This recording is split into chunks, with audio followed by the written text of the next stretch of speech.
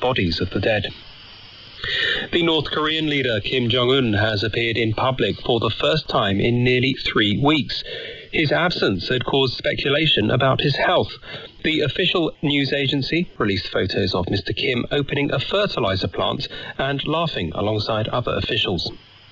The US women's football team has said it will appeal after a court threw out a key element of its discrimination case against the National Federation. A judge dismissed the women's claim that they are underpaid in comparison with their male counterparts on the grounds that they'd knowingly chosen a different pay structure to the men. BBC News.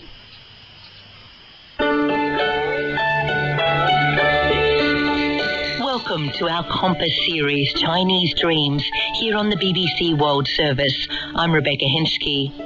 We're looking at how China's rise is causing upheavals in nations across the globe. This week, Indonesia, where I've worked as a journalist for over a decade.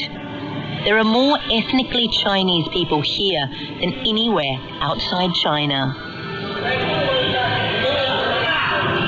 There has been a Chinese community here in the capital, Jakarta, for centuries. The temple we're in here now was believed to have been built in the 1600s. Under the Dutch colonial rule, the Chinese were forced to live in segregated areas, effectively Chinese ghettos. They were also given economic privileges by the Dutch, and this led to a sense of resentment and envy and fueled divisions that continue to this day. Now is the rising political and economic power of China creating a moment of opportunity for this diverse community, or will it revive old hatreds? I've never been so afraid in my life. I'm a tough kid. In high school, I used to fight with a lot of people. I tend to know how to defend myself, but at that time, it was really frightening. Not just because of the way they attacked us, but because of how specifically Chinese the target was. We must go down from this country. We must get out from this country, Swarto, okay? Yeah. You must make it. May 1998, a student-led uprising forced President Suharto to resign after 32 years of authoritarian rule, and riots broke out across the country. Anarchy now reigns supreme in the Indonesian capital. This is one of scores of places where rioting and looting has broken out, and the police and the soldiers are in no position to try and control it. This is now a popular uprising. Amongst the chaos, Chinese Indonesians found themselves targets. Under Suharto, the Chinese language was banned and their festivals outlawed. They were also barred from taking government or military jobs, but they were able to flourish in business, leading to economic jealousy and accusations that their wealth came at the expense of native Indonesians. The long-harboured economic resentment against the ethnic Chinese turned violent in May 1998 during wider political upheaval and rising food and fuel prices at the height of the Asian economic crisis. Angry mobs came here to Chinatown and looted shops owned by ethnic Chinese, and they set fire to them. And Indonesian Chinese women were detained and raped. I was freaking out. As we approached the gate, I hear people screaming racist comments like, you know, Chinese dogs, Chinese bastards, go back to China, that sort of stuff. And I saw smokes burning from this mini market. They were looted. Christine Susanna Chin is an analyst focusing on Chinese-Indonesian relations. A group of young people started throwing rocks at my place. We were shocked. And then my dad asked us to hide in this room because it's the furthest away from the gate. They continued throwing rocks. They destroyed the window. They tried to topple the gate, the typical 3-meter high gates and everything. But then later on, they stopped throwing rocks. But then my father started to say, oh, let's get out. I smell gasoline. Christine's family were saved. Others didn't make it out in time. The rage was directed against the affluent Chinese and their shops. They took the goods and sometimes also the lives. The remains of 6 people lay amongst the ashes in this room, caught in the blaze, too afraid to leave their burning home, with the mob waiting outside. The security forces did little to stop the violence, and no one has been brought to justice. Many Chinese Indonesian families fled to neighbouring Singapore or Malaysia, waiting years to return. Others never did.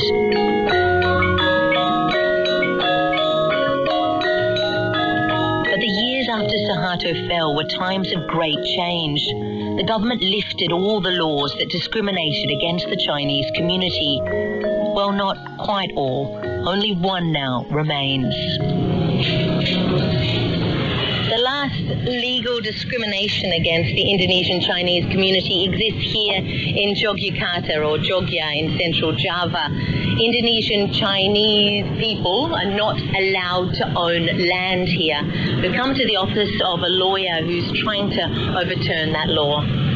Hello, selamat siang, Rebecca. Andoko. Nice to meet you. My name is Andoko. I'm a lawyer in Yogyakarta. Seseorang yang non-pribumi tadi, jadi tidak boleh Under the law, non-native Indonesians cannot own land. We can only rent land. And the longest we can do that is 20 years. And then we have to pay again. So we're not able to pass property on to our children, the next generation. So it has a big impact on our community. And it means that some people are really struggling. Handoko doesn't speak Chinese. He identifies as and is Indonesian, his family having lived here for generations. But in daring to challenge the law so publicly, Handoko found himself the target of online attacks and threats. Lewat media internet, komennya itu memang there were lots of abusive comments on social media, and I was shocked by that. There was racist stuff. People were saying, I hope that they implement that law across Indonesia. Saat saya kecil juga, saya dibully. I was bullied as a child. I would be taunted with chants of China, Chinese. Even now, when I go for a walk, I'm called Chinese. So I'm used to being let down, and I have had to be strong all my life.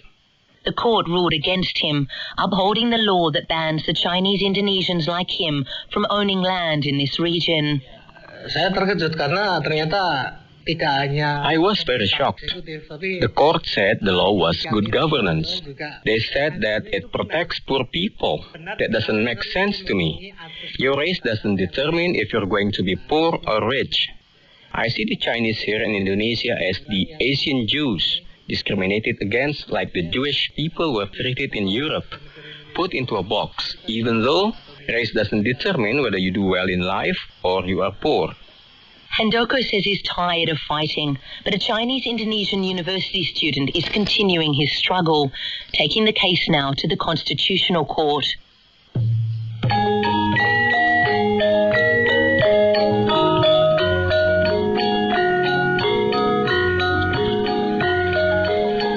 Yogyakarta, the cultural heartland of Java, is the only place in Indonesia that's still ruled by a sultan. We've come to the house of Gusti Arjun.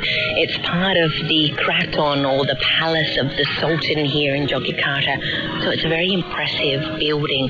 It's in a big open area with lovely trees, and then there's a pavilion in the middle that has detailed carving on the roof and a chandelier hanging from the middle. Pavilions like this are used for gamelan performances or Javanese dances. And then over to the side is a reception area for people like us. And there's photos of Gusti Arjun made into posters, like film posters, around the walls. The afternoon call to prayer has begun. Gusti Arjun is one of the most outspoken supporters of the laws that ban descendants of Chinese migrants from owning land here in Yogyakarta. Ya, cuma kan hak-haknya memang terbatas, tidak seperti pribumi asli. Their rights are limited. They don't have the same rights as indigenous people. I have royal sultan blood in me, and I'm telling you, this is something that we will fight to death to maintain. It cannot be challenged. Waktu itu pihak orang-orang Cina yang The Chinese community in Yogyakarta were supporting the Dutch colonizers. After we became independent, they wanted to flee, but the Sultan said, you don't need to run away, but you will never have the right to own land here. That's the law and it cannot be changed.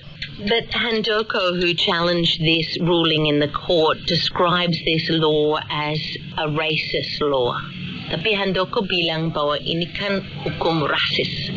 Kalau hukum rasis sih enggak sih ya. Ya, ini kan masalahnya. It's not a racist law. It's the history, and there's a reason for it. It's not racist. But it's based on race, tapi berdasarkan pada ras. Cuma permasalahannya kalau tidak ada aturan. The reality is, if there wasn't a historical rule like that, then what would likely have happened is all the land in Yogyakarta will be owned and controlled by the Chinese. That's the reality.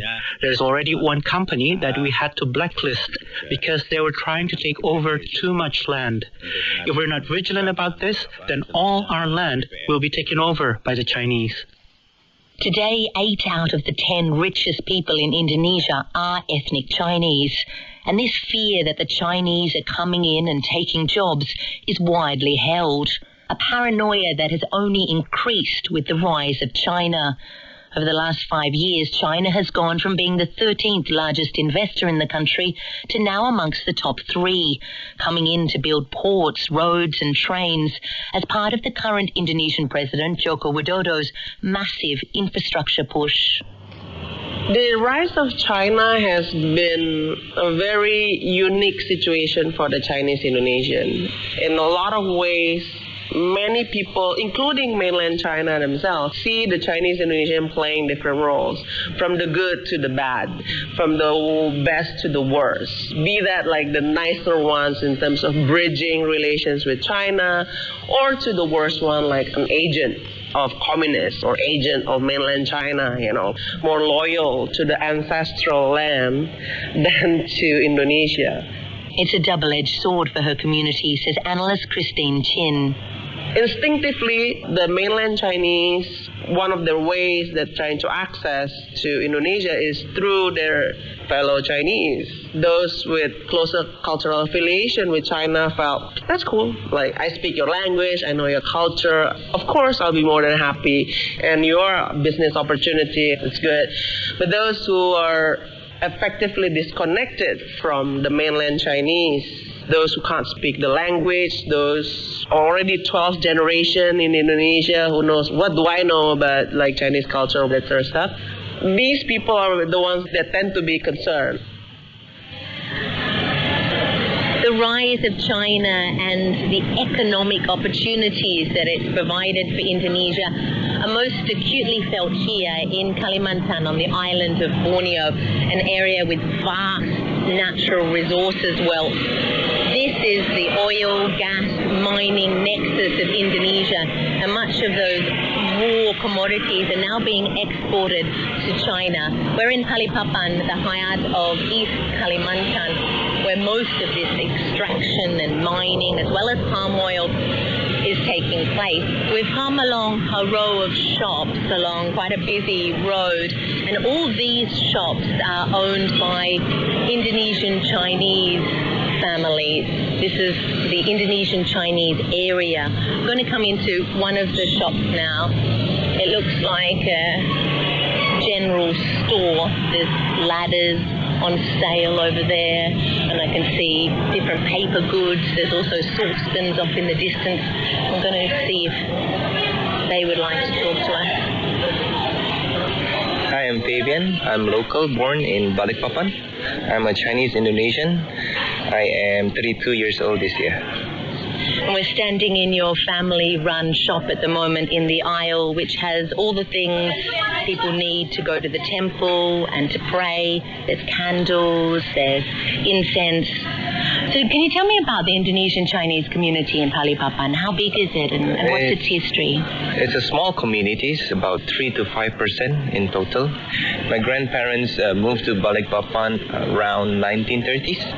The Chinese Indonesian have largely kept a low profile. We try to mix and mingle with everyone because we know we are minorities. And how do you keep a low profile? And why is that important? It's important because the locals, they kind of envy what the Chinese have built in the past decades, and we have to keep a lower profile to keep us safe. What do you worry about happening? A good example would be the 1998 riot in Jakarta. Has anything like that happened here? No, we are fortunate nothing like that happened in Balikpapan, but we'll have to keep vigilant and keep a lower profile to prevent that from happening again in the future. So when you say a low profile, how do you do that? Stay in a lower profile areas, houses, and you drive normal cars, nothing fancy, to keep you away from the spotlight. So you don't flaunt your wealth, even if you are doing well in business? Most Chinese Indonesian, they don't, yeah. Given that feeling that you have to live with of always being cautious, always having to keep quiet, do you ever think of leaving Indonesia, going back to where your family came from in China, where you won't have to have that constant niggling fear? Not at the moment. Yeah, we are comfortable with the surrounding, with the communities in Balikpapan, and I think the Balikpapan citizens have been largely peaceful. Yeah, we want to keep peace in Balikpapan. What's your exit strategy if it does change? Singapore and Australia will be the closest. And you have that plan, yeah? Yeah, there's always a plan B. There's always a plan B. A flight out of here to Singapore? Yes, correct. There's a direct flight here from Balikpapan.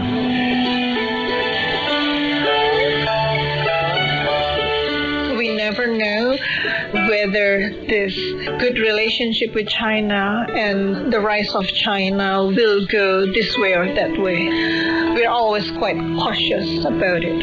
It could turn ugly, as jobs and wealth are always very, very sensitive when there is a big inequality. Amelia Hapsari is a Jakarta-based documentary maker. Her grandparents on both sides migrated here from China. She says she grew up caught between two worlds. My earliest memory was when I was, I think, third grade or second grade. I really like reading poems, and the poems that we were taught in school were all very, very nationalistic. And so one day it was in my mom and dad's shop, and there were sacks of cement, right? The cements would be piled. And so I got onto the pile of cement and started to say, like, Indonesia, like, you know, my land and my water. And, you know, I will fight for you, I will die for, you know, all of this thing, right? And, you know, I was a little girl, and at the time we were all taught like that. And so my grandma said, get down, and never said those things anymore. I didn't really question her at the time, but it started to appear to me that my identity is kind of complicated, that I have to keep some nationalism hidden from my parents and my grandma, but then I also have to keep my Chineseness hidden in school. So when your grandmother pulled you down from the cement stacks, was she angry or worried about you? I think it hurts her. When she saw me growing up loving Indonesia, I think it hurts her. But with the closer economic and political relationship now between China and Indonesia, she says her family doesn't feel like they have to choose anymore. People like my parents, for example, are happy and feeling that these kind of identities don't have to be conflicted, and that they don't feel like they have to choose between the love to China and the love to Indonesia. They enjoy the culture of freedom. My mom, for example, she learns again Chinese calligraphy every week, and there is a big Chinese calligraphy competition, and they invite a special master from China, things like this. And my mom is a Tai Chi practitioner, and now, there's a big Tai Chi competition with this cultural exchange, kind of excite them, and there's something not to be ashamed of anymore. Exactly. Yeah, exactly. Amelia went to study and then work in Beijing to master Mandarin and reconnect with her roots. You can hear it from here to there. And her young children are now growing up multilingual, both at home and at preschool. Along with Indonesian, they're learning English through their Australian dad and Chinese with the help of their mum. And they're not alone in that. A lot of Indonesian kids actually are learning Mandarin at their schools, and these are not kids with Chinese background. These are just normal Indonesian kids, and these are very encouraging for the Chinese Indonesians because they are not branded as this backward communist country anymore, but people with advantages, right? And the advantage is the culture, is the language, and that it is safe and it is good actually to learn Mandarin to get economic opportunities. And is it beneficial for the Indonesian Chinese community because they have those cultural ties? Can they use them for their benefit in terms of doing business or advancing their career? Of course. There are a lot of Chinese Indonesians after the reform send their children to study, like in Beijing, in Taiwan, in many parts of China, so that they can start benefiting from a lot of the Chinese companies who are opening up in Indonesia because they will be looking for employees who have Chinese skills. But given that rise, is there always a sense of cautiousness that things could change back? That there is this simmering tension that things could fall apart again?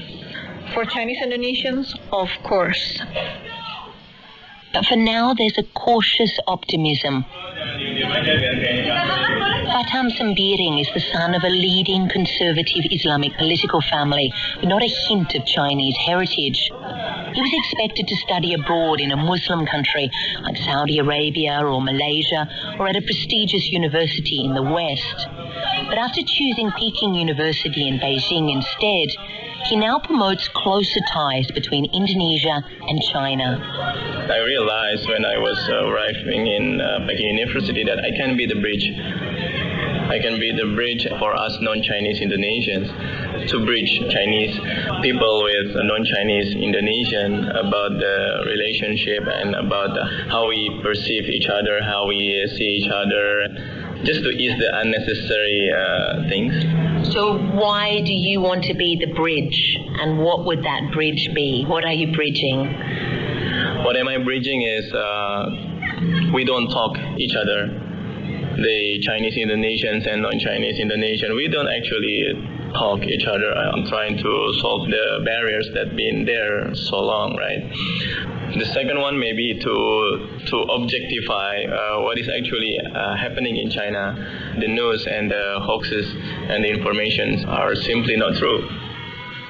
Social media is king in Indonesia, and it's been awash with hoaxes about Chinese workers flooding the country. For the traffic. For the digital traffic. Yeah. To fight ignorance, Batam offers free Mandarin classes twice a month here at his cafe.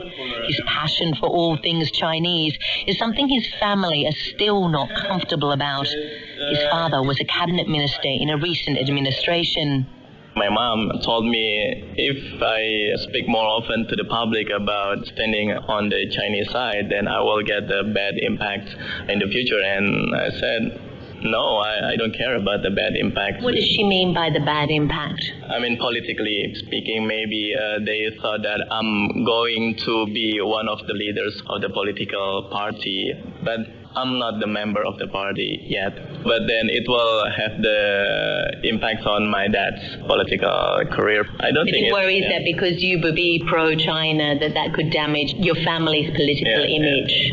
I think so, but then I don't really care about politics right now. And I understand that you're getting married very soon. Would it have been acceptable for you to choose a Chinese-Indonesian bride? If we are about to choose whom are we going to marry with, it has to be non-Chinese. That's just the reality. Even if it's the matter of love, we are having the barrier. But when you have children with your bride who happens to be non-Chinese Indonesian, you're planning to teach your children Mandarin and make sure that you all travel to China? Yeah, that's for sure. That's absolutely, because this mess has to stop. It has to stop in my generation, and I need to make the contribution to the society in that terms, yeah. And by the mess, you mean the discrimination against the Indonesian Chinese community? Yeah, the discrimination, the stereotypes, the misconceptions, the presumptions about racial discrimination, yeah. It's going to stop with your generation. Yeah, it has to be stopped. It has to be stopped. Just right here, right now. It has to end, yeah. Hi, my name is Rebecca Hinsky dari BBC. Oh, okay. Yeah. Hello. Hello. Back in Balikpapan, Fabian takes me to meet his father at the back of their general store. He's in his 60s and has lived through many waves of violence and discrimination against his community. But now, he tells me proudly, his grandchildren are learning Chinese. Ada bahasa Mandarin, ada bahasa Indonesia. How does that make you feel? Dengan terbuka belajar? Oh ya, senang. Makes me very happy. Yeah. He says, because my grandson is now learning Chinese and English and Indonesian, and he says that with a big smile on his face, and his eyes feel a little bit with tears, proud watering of his eyes that that's able to happen. Dia punya ayah bisa tiap hari. The rise of China is likely to provide his grandchildren with many opportunities. But with simmering anti-Chinese sentiment, their generation, like their parents, will have to continue to have a plan B. Chinese Dreams, the Indonesia edition, was presented by me, Rebecca Hinsky, and produced by Arlene Gregorius. In the next episode, Neil Rozelle reports from Canada on how the fate of one woman is forcing the country to choose between its old ally America and its new partner China.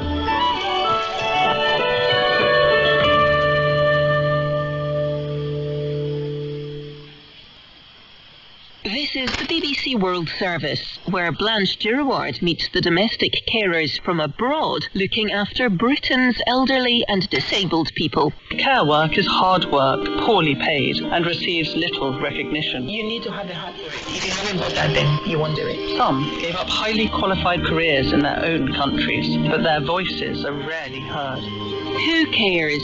Today at 10:30 GMT.